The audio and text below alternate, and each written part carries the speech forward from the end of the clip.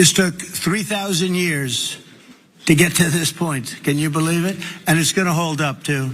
It's going to hold up. Update. It didn't hold up, or at least it didn't hold up if ceasefire or peace as words mean what they typically have meant. It has not held up. As of this happened last night, Israeli strikes in Gaza kill at least 100 people. And I want to be crystal clear.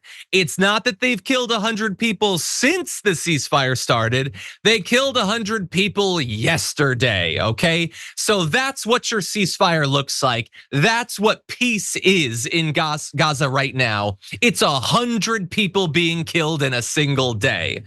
Well, sorry, 104 people killed in those strikes. Among them, 46 children and 20 women. 46 children murdered.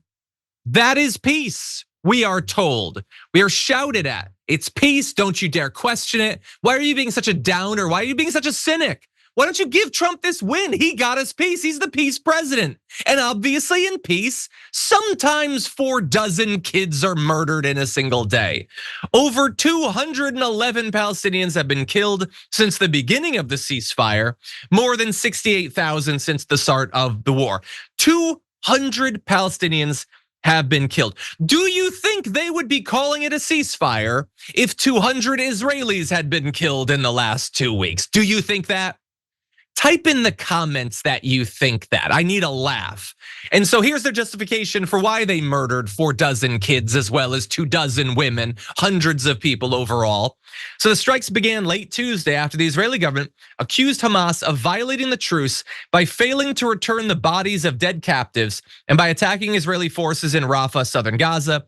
The Israeli military said one of its soldiers had been killed in the Rafah attack. So assuming that that is true, and Hamas says that it's not true, they were not involved at all in that fighting, if it even happened, that would be 1 member of the IDF to 211 mostly civilians, which is the historic, I think, disparity in murders generally in this conflict. So that's continuity. That's not some sort of new peace that took 3,000 years to get to.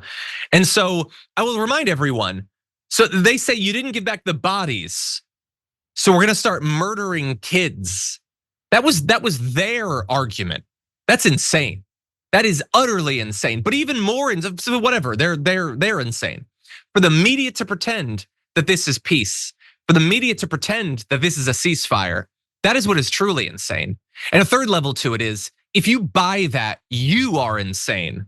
But don't worry. Israel has resumed the Gaza ceasefire after those Palestinians were killed.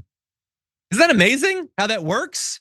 Ceasefire off, murder a bunch of people, ceasefire on.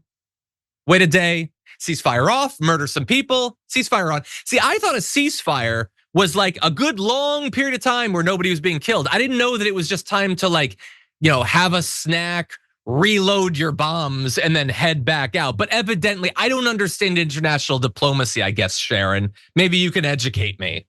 Well, it's very easy now. I once dated a guy who had one of those lights that he'd do that. He'd clap and it would go on, off, and it was so annoying, and it made it too easy to annoy me. And that's what's going on here. And what does the leader of the free world, Donald Trump, say when asked about this? Off, on, peace, kill, don't kill. I think that's okay. So I think that's okay that Israel, it's okay. It's fine. But I'm not gonna give back the accolades. I've ended how many wars? It's just, really? Yeah, well, it's slightly worse than that, because Donald Trump took to Truth Social to tell Hamas to behave themselves. They killed 104 people yesterday. They killed 46 kids. Hamas, 46. Behave yourselves. Well, he's the great diplomat. He's the great peacemaker. By the way, you and I were on an episode of the Friday Young Turks when it was announced, and we were very pessimistic. I mean, Cenk also said that he thought it was incredibly unlikely that it would keep, but he at least wanted to believe that maybe it could last. But you and I were like, no, we don't buy this. We knew exactly what was going to happen, and this is what's happening. Maybe Jared Kushner can help. Yeah, get definitely. Him back over there. No, I mean, I think he's happy with what's going on. They're 104 steps closer to the Gaza he envisions, actually. Maybe by tomorrow, there'll be another 100 closer.